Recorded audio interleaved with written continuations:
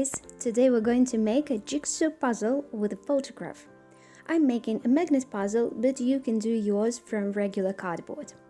So, I start with choosing a grid that fits my picture in proportions and the number of parts. This one will suit the pictures made with a phone. I resize it and select registration marks on.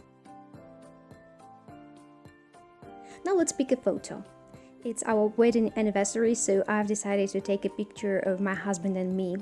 I resize it and copy using Ctrl+C or Command+C, then paste it into my document with the puzzle grid, using Ctrl+V or Command+V for that, and resize it.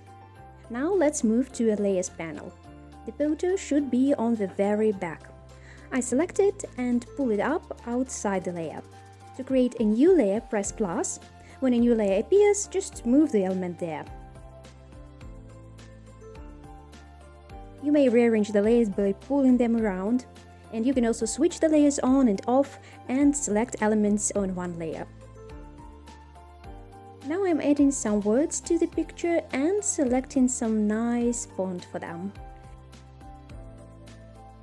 And I move the words to the layer with a photo. We are ready to print out the design. But if we print it as is, the grid will print out too. That's not what I want, so I switch that layer with the grid off. As soon as the picture is printed, I send it to my cutting machine. To do that, I go to the Layers tab again and check the layer with the grid and uncheck the other, and press send. And now it's ready. I've put my jigsaw puzzle with a photo of me and my husband on the fridge. As always, you can download the file with the puzzle grid for free, completely free. Just follow the link in description to this video.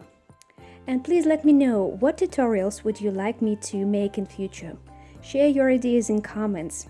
And of course, subscribe to my channel and follow the updates. There is a lot to come. And this is it for now. See you soon, guys. Bye bye.